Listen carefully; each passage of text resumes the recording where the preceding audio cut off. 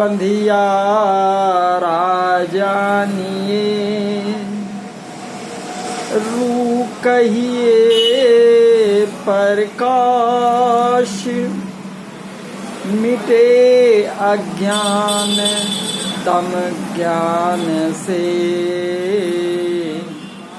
गुरु नाम है तात। बोलिए श्री सद्गुरुदेव की जय। आप समस्त श्रोता बंधुओं को हमारा हार्दिक प्रणाम और सप्रेम नमस्कार है। गीता के अनुसार आत्मज्ञान की चर्चा चल रही है, तो इसका ये 31वां एपिसोड है।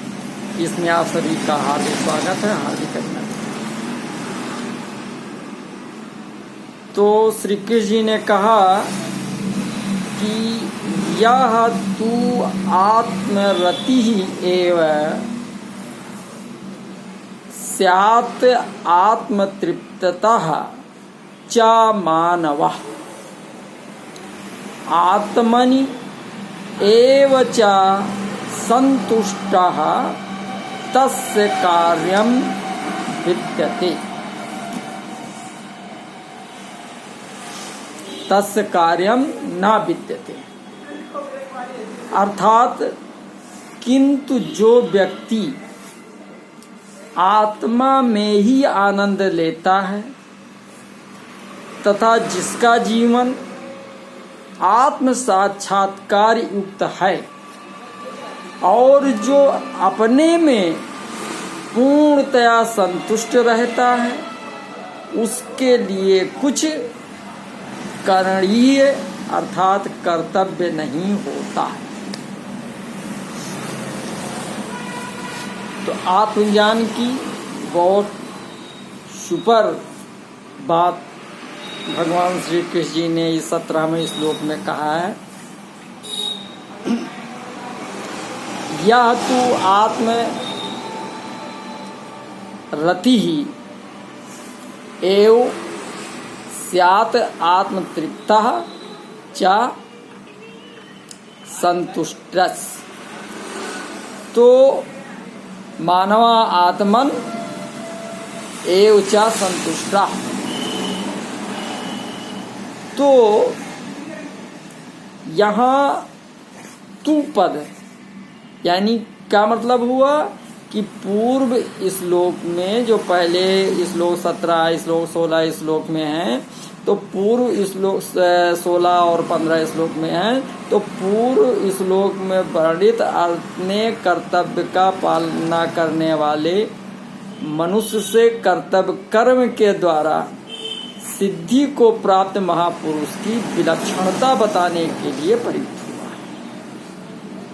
जब तक मनुष्य अपना संबंध संसार से मानता है, तब तक वो अपनी रति यानी प्रीति इंद्रियों के भोगों से एवं स्त्री पुत्र परिवार आदि से तृप्ति भोजन अन्न जल से तथा संतुष्टि यानी धन से मानता है, परंतु इसमें उसकी प्रीति तृप्ति और संतुष्टि ना तो कभी पूर्ण ही होती है और ना निरंतर ही रहती है।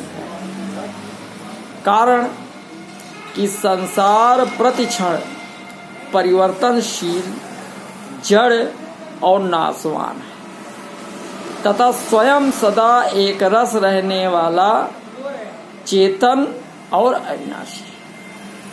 तो तात्पर्य है कि स्वयं का संसार के साथ लेश मात्र भी संबंध नहीं है।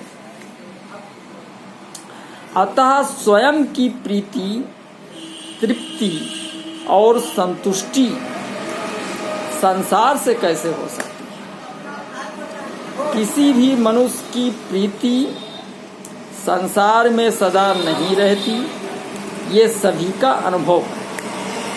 विवाह के समय स्त्री और पुरुष में परस्पर जो प्रीति या आकर्षण प्रतीत होता है, वो 1-2 संतान होने के बाद नहीं रहता। कहीं कहीं तो स्त्रियां अपने वृद्ध पति के लिए यहाँ तक कह देती हैं कि बूढ़ा मर जाए तो अच्छा है। भोजन करने से प्राप्त तृप्ति भी कुछ ही समय के लिए प्रतीत होती है। तो मनुष्य को धन प्राप्ति में जो संतुष्टि प्रतीत होती है वो भी क्षणिक होती है, क्योंकि धन की लालसा सदा उत्तरोत्तर बढ़ती ही रहती है, इसलिए कभी कमी निरंतर बनी रहती है, जितना है उतना कम ही है। तो तात्पर्य यही है कि संसार में प्रीति, तृप्ति और संतुष्टि कभी अस्थायी नहीं रह सकती। मनुष्य को सांसारिक वस्तुओं में प्रीति, तृप्ति और संतुष्टि केवल प्रतीति होती है, वास्तव में होती नहीं। अगर होती तो पुनः अतृप्ति एवं असंतुष्टि नहीं होती। तो स्वरूप से प्रीति, तृप्ति और संतुष्टि स्वतः सिद्ध है, तो स्वरूप सत है। सत में कभी कोई अभाव नहीं होता, ना अभाव विद्यते सतः, और अभाव के बिना कोई कामना पैदा नहीं होती। इसलिए स्वरूप में निष्कामता स्वतः सिद्ध है। परंतु जब जीव भूल से संसार के साथ अपना संबंध मान लेता है, तब वो प्रीति, तृप्ति और संतुष्टि को संसार में ढूंढने लगता है और इसके लिए सांसारिक वस्तुओं की कामना करने लगता है। कामना करने के बाद जब वो वस्तु धन आदि मिलती है, तब मन में स्थित कामना के निकलने के बाद दूसरी कामना के पैदा होने से पहले उसकी अवस्था निष्काम हो जाती है और उसी निष्कामता का उसे सुख होता है। परंतु उस सुख को मनुष्य भूल से सांसारिक वस्तु की प्राप्ति से उत्पन्न हुआ मान लेता है तथा उस सुख को ही प्रीति, तृप्ति और संतुष्टि के नाम से कहता है। अगर वस्तु की प्राप्ति से वो सुख होता तो उसके मिलने के बाद उस वस्तु के रहते हुए सदा सुख रहता, दुख कभी ना होता और पुनः वस्तु की कामना उत्पन्न ना होती। परंतु सांसारिक वस्तुओं से कभी भी पूर्ण यानी सदा के लिए प्रीति, तृप्ति और संतुष्टि प्राप्त ना हो सकने के कारण तथा संसार से ममता का संबंध बना रहने के कारण वो पुनः नई नई कामनाएं करने लगता है। कामना उत्पन्न होने पर अपने में अभाव का तथा काम वस्तु के मिलने पर अपने में पराधीनता का अनुभव होता है। अतः कामना वाला मनुष्य सदा दुखी रहता है, चाहना बढ़ती जाती है और प्राप्ति जब तक नहीं होती तब तक दुख होता है। फिर प्राप्ति होने के बाद फिर दूसरी प्राप्ति की कामना हो जाती है। तो यहाँ ये बात ध्यान देने की है कि साधक तो उस सुख का मूल कारण निष्कामता को मानते हैं और दुखों का कारण कामना को मानते हैं। परंतु संसार में आसक्त मनुष्य वस्तुओं में प्राप्ति से सुख मानते हैं और वस्तुओं की अप्राप्ति से दुख मानते हैं। तो यदि आसक्त मनुष्य भी साधक के समान ही यथार्थ दृष्टि से देखे तो उसको शीघ्र ही स्वतः सिद्ध निष्कामता का अनुभव हो सकता है। सकाम मनुष्यों को कर्म योग का अधिकारी कहा गया है। कर्म योगस्तु कामी नाम। तो सकाम मनुष्यों की प्रीति, तृप्ति और संतुष्टि संसार में होती है। अतः कर्म योग द्वारा सिद्ध निष्काम महापुरुषों की स्थिति का वर्णन करते हुए श्री कृष्ण जी कहते हैं कि उनकी प्रीति, तृप्ति और संतुष्टि सकाम मनुष्यों की तरह संसार में ना होकर अपने आप स्वरूप में ही हो जाती है। तो जो स्वरूपता पहले से ही है, तो वास्तव में प्रीति, तृप्ति और संतुष्टि तीनों अलग अलग ना होते हुए भी संसार के संबंध से अलग अलग प्रतीत होती हैं। इसीलिए संसार से संबंध विच्छेद होने पर उस महापुरुष की प्रीति, तृप्ति और संतुष्टि तीनों एक ही तत्व स्वरूप में हो जाए। तो श्री कृष्ण जी ने इस श्लोक में 2 बार तथा आगे के 18वें श्लोक में 1 बार एव और चा पदों का प्रयोग किया है। तो इससे यह भाव प्रकट होता है कि कर्म योगी की प्रीति, तृप्ति और संतुष्टि में किसी प्रकार की कमी नहीं रहती एवं तत्व के अतिरिक्त अन्य की आवश्यकता भी नहीं रहती। तस्य कार्यम न विद्यते, मनुष्य के लिए जो भी कर्तव्य कर्म का विधान किया गया है उसका उद्देश्य परम कल्याण स्वरूप परमात्मा को प्राप्त करना ही है। किसी भी साधन, कर्म योग, ज्ञान योग अथवा भक्ति योग के द्वारा उद्देश्य की सिद्धि हो जाने पर मनुष्य के लिए कुछ भी करना, जानना अथवा पाना शेष नहीं रहता, जो मनुष्य जीवन की परम सफलता है। लेकिन एक बात मैं यहाँ पर कहना चाहूँगा कि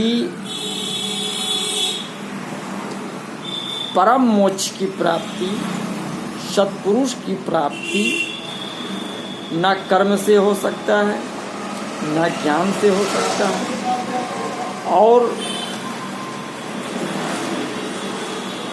भक्ति वो भी निरंजन के भक्ति से नहीं हो सकता, सत्पुरुष के ही भक्ति से होगा।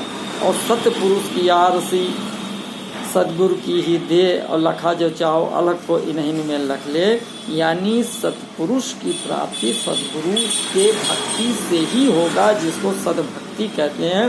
सदभक्ति के अलावा और कोई रास्ता नहीं है जो आप स्वयं को और अपने निज स्वरूप को जान सको और अपने निज स्थान को प्राप्त कर सको। तो मनुष्य के वास्तविक स्वरूप में किंचित मात्र अभाव न रहने पर भी जब तक वो संसार के संबंध के कारण अपने में अभाव समझकर और शरीर को मैं तथा मेरा मानकर अपने लिए कर्म करता है, तब तक उसके लिए कर्तव्य शेष रहता ही।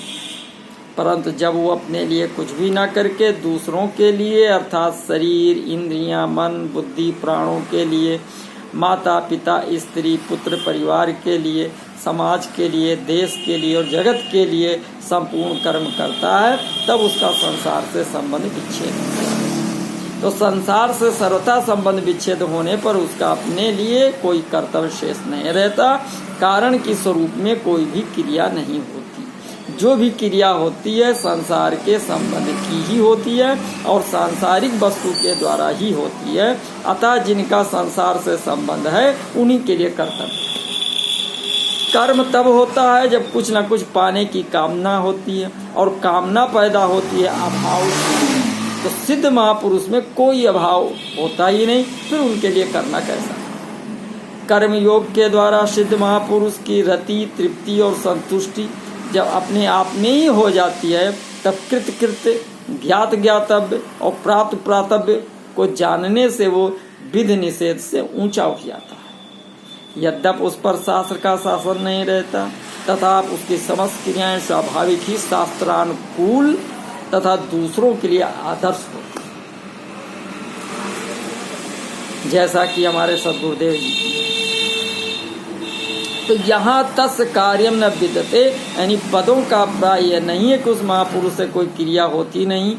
कुछ भी करना शेष न रहने पर भी उस महापुरुष के द्वारा लोक संग्रह के लिए क्रियाएं स्वतः होती हैं। जैसे पलकों का गिरना उठना, सांसों का आना जाना, भोजन का पचना आदि क्रियाएं स्वतः प्रकृति में होती है, ऐसे ही उस महापुरुष के द्वारा सभी शास्त्रानुकूल आदर्श रूप क्रियाएं भी कृत्यादि अभिमान न होने के कारण स्वतः होती है।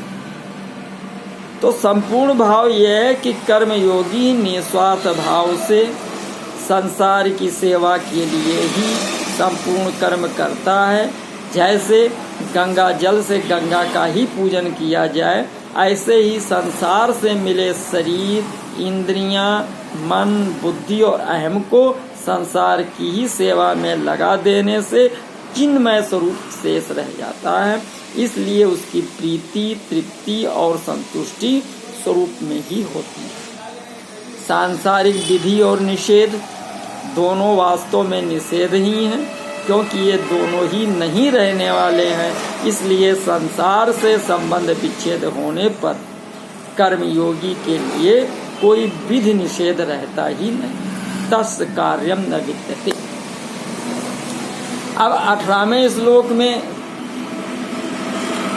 श्री कृष्ण जी कहते हैं कि न एव तस् कृतेन अर्थः न आकृतेन इह कश्चन न च अस्य सर्वभूतेषु कश्चिद अर्थ व्यापाश्रय।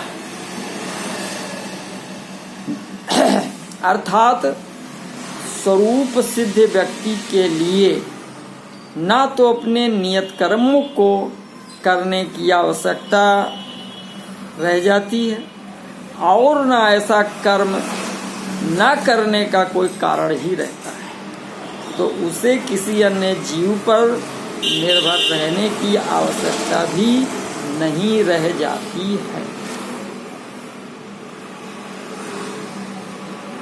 न एव तस् कृतेनार्थाः, प्रत्येक मनुष्य की कुछ न कुछ करने की प्रवृत्ति होती है। जब तक यह करने की प्रवृत्ति किसी सांसारिक वस्तु की प्राप्ति के लिए होती है, तब तक उसका अपने लिए करना शेष रहता ही है। अपने लिए कुछ न कुछ पाने की इच्छा से मनुष्य बंधता है। उस इच्छा की निवृत्ति के लिए कर्तव्य कर्म करने की आवश्यकता है। कर्म दो प्रकार से किए जाते हैं, कामना पूर्ति के लिए और कामना निवृत्ति के लिए। तो साधारण मनुष्य तो कामना पूर्ति के लिए कर्म करते हैं, पर कर्मयोगी कामना निवृत्ति के लिए कर्म करता है। इसलिए कर्मयोग से सिद्ध महापुरुष में कोई भी कामना न रहने के कारण उसका किसी भी कर्तव्य से किंचिन मात्र भी संबंध नहीं रहता। उसके द्वारा निस्वार्थ भाव से समस्त सृष्टि के हित के लिए सर्वे भवन्तु सुखिनः सर्वे सन्तु निरामया तो स्वतः कर्तव्य कर्म होते हैं। तो कर्मयोग से सिद्ध महापुरुष का कर्मों से अपने लिए व्यक्तिगत सुख आराम के लिए कोई संबंध नहीं रहता। इस महापुरुष का यह अनुभव होता है कि पदार्थ, शरीर, इंद्रियां, अंतःकरण आदि केवल संसार के हैं और संसार से मिले हैं, व्यक्तिगत नहीं हैं। अतः इनके द्वारा केवल संसार के लिए ही कर्म करना है, अपने लिए नहीं। कारण ये है कि संसार की सहायता के बिना कोई भी कर्म नहीं किया जा सकता। इसके अलावा मिली हुई कर्म सामग्री का संबंध भी समष्टि संसार के साथ ही है, अपने साथ नहीं। इसलिए अपना कुछ नहीं, व्यष्टि के लिए समष्टि ही हो ही नहीं सकती।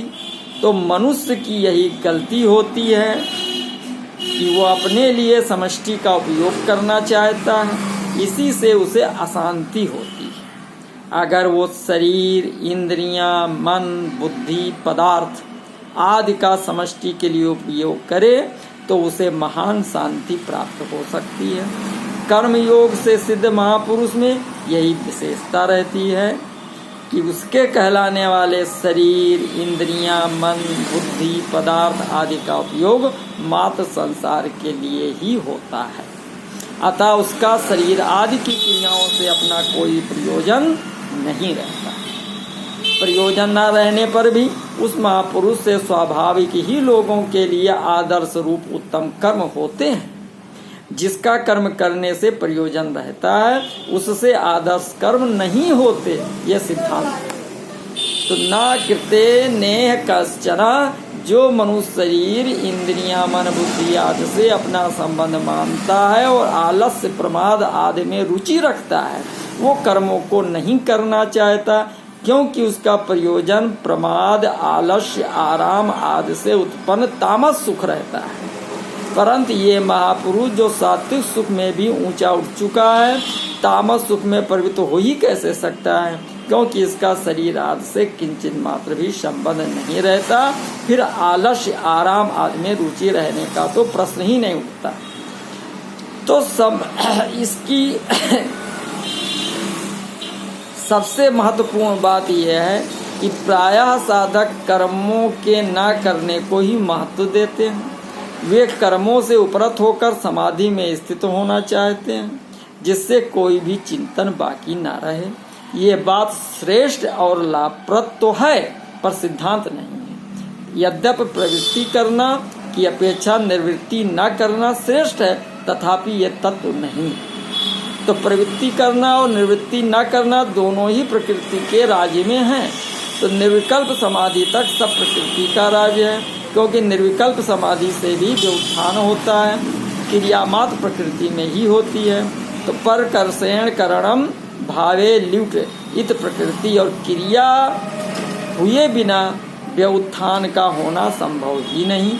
इसलिए चलने, बोलने, देखने, सुनने आदि की तरह सोना, बैठना, खड़ा होना, मौन होना, मूर्छित होना और समाधिस्थ होना भी क्रिया है। तो प्रकृति निरंतर क्रियाशील है, इसलिए उसे संबंध रखते हुए कोई भी प्राणी किसी भी अवस्था में क्षण मात्र भी कर्म किए बिना नहीं रह सकता। अतः जब तक प्रकृति का संबंध है तब तक समाधि भी कर्म ही है, जिसमें समाधि और व्युत्थान ये दो अवस्थाएं होती हैं। परंतु प्रकृति से विच्छेद होने पर दो अवस्थाएं नहीं होती, प्रत्युत सहज समाधि अथवा सहजा अवस्था होती है, जिससे कभी व्युत्थान नहीं होता। कारण कि अवस्था भेद प्रकृति में है, स्वरूप में नहीं। इसलिए सहजा अवस्था को सबसे उत्तम कहा गया है। उत्तमा सहजावस्था, मध्यमा ध्यान धारणा, कनिष्ठा शास्त्र चिंता च तीर्थ यात्रा अधमा अधमा। तो वास्तविक तत्व चेतन स्वरूप में प्रवृत्ति और निवृत्ति दोनों ही नहीं है, वो प्रवृत्ति और निवृत्ति दोनों का निर्लिप्त प्रकाशन है। तो शरीर से तादात्म्य होने पर ही शरीर को लेकर करना और ना करना ये दो विभाग द्वंद्व होते हैं। तो वास्तव में करना और ना करना दोनों की एक ही जाति है। शरीर से संबंध रखकर ना करना भी वास्तव में करना ही है। जैसे गच्छत जाता है क्रिया है, ऐसे ही तिष्ठत खड़ा है भी क्रिया है। यद्यपि स्थूल दृष्टि से गच्छति में क्रिया स्पष्ट दिखाई देती और तिष्ठति में क्रिया नहीं दिखाई देती, तथा सूक्ष्म दृष्टि से देखा जाए तो जिस शरीर में जाने की क्रिया थी उसी में अब खड़े रहने की क्रिया है। तो आगे फिर बताया जाएगा। नमस्कार।